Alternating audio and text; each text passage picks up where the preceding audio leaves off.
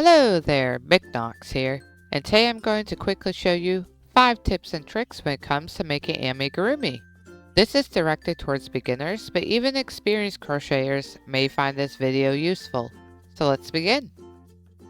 First things first, we're going to start as we always do with yarn and your crochet hook. Now, I want to talk about yarn weight. Typically, when making amigurumi, you're probably going to use a 4-weight yarn. It's a sort of standard, comes in a variety of colors, but when it comes to making amigurumi, you want to ignore this. This will not help you.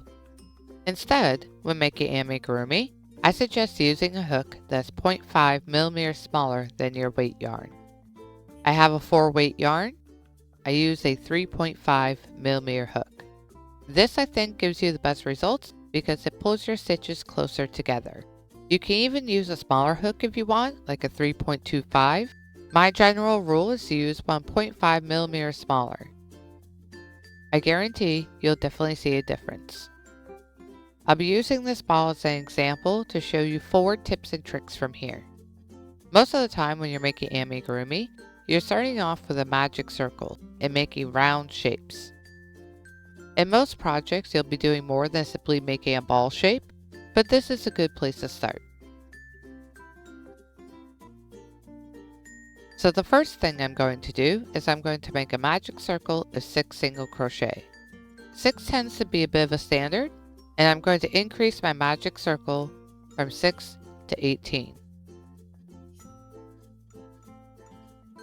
So increase from 6 to 12, increase in every stitch, and then 12 to 18. Increase every other stitch. Now that I have 18 stitches, I want to increase to 24. But instead of doing 2 single crochet and then increase like you typically would, I'm going to do single crochet, increase, single crochet, and repeat that. What this does is it helps to keep your amigurumi from getting warped as you increase. This is especially helpful for larger projects. If you're making a smaller project like this one, warping really isn't a concern, but this is just to show you. First stitch, single crochet, then an increase,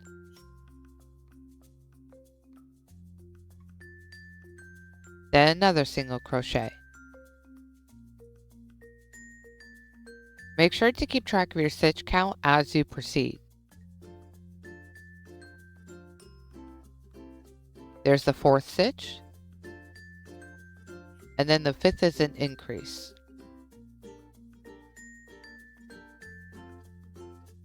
And the 6th, a single crochet. And you just repeat that until you get to the end of the round. Like I said, when it's a smaller project, there's no real need to use this method. This one I did here, I didn't do it this way. But as your projects get larger, you'll start noticing a difference. It'll start to become pointed from increasing in the same spot every round. To increase from 18 to 24, we have to increase for every 3 stitches in our project. Think of every 3 stitches as its own segment. But instead of 2 single crochet and then increase, it's single crochet, increase, single crochet. I recommend doing this on every other round because your increase will always be the middle stitch of your segment. Now that I have 24 stitches around, here's a trick I want to show you. See this hole here at the center of your work? Sometimes you'll find as you work, this hole will start to gape open, especially as you stuff your work, and especially if you made a magic ring rather than a magic circle. Here's a trick to fix this. Thread your tail onto your tapestry needle and flip your work. What I do is I come back here, and you see these back loops? I just push my needle through one of them. Give it a little tug. Come through another loop. Now don't pull your yarn all the way through. Instead, push your needle through this loop and cinch it. Cut your tail. And there you go. That'll keep the center of your circle closed. The next important thing I want to teach you is when you're making a ball is to count the number of increase rounds and then add 1. This is how you make a ball shape. We increased for 4 rounds, 6, 12, 18, 24. So for making a ball, you count those rounds and add 1. And that means we do 5 rounds of single crochet of 24 stitches all the way around. And this is what will give you this ball shape before you start your decreasing. I'm going to do 5 rounds of single crochet and then show you the next trick. The last thing I'm going to show you is actually a 2-parter, and this one covers decreasing. Now, when you're decreasing while making amigurumi and your project only shows one side, you want to use an invisible decrease rather than a standard decrease. If you're doing rows and not stuffing your project, then you want to use a standard. But for this, because this is the inside of our project, we're going to do an invisible decrease.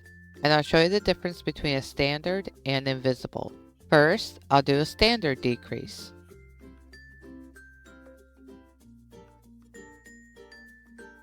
So as you can see here, it's a little bulky. You immediately can see the difference between this stitch and these other ones. And you can even feel how stiff and bulky it is. Now I'll show you an invisible decrease. What you do is you go through this front loop, go through the second front loop, yarn over, and pull it through those 2 loops. Make sure these loops are tight. Yarn over, and pull through both loops. And see right there, you can immediately tell the difference, and even feel the difference. You can see how out of place that standard decrease is. So this is just a neater, more seamless way to do a decrease, especially useful for making amigurumi. Now when it comes to decreasing and making a ball, we're going to do the inverse of what we did when increasing. We're going to go from 24 stitches to 18 to 12 to 6. So let's just undo this. So when we increased from 18 to 24, we did 1 single crochet, 1 increase, 1 single crochet. This time, we're going to do 1 single crochet, 1 decrease, 1 single crochet, and then repeat that 5 more times. So 1 single crochet, then do an invisible decrease.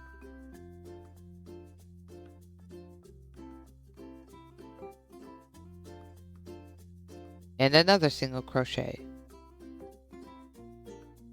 And repeat that.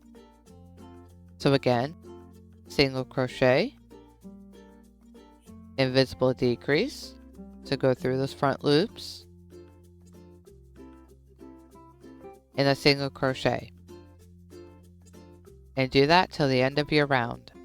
I've reached the end of the round. I've got 18 stitches. For the next 2 rounds, decrease like normal. And alternate your decrease rounds just like you do with your increase rounds.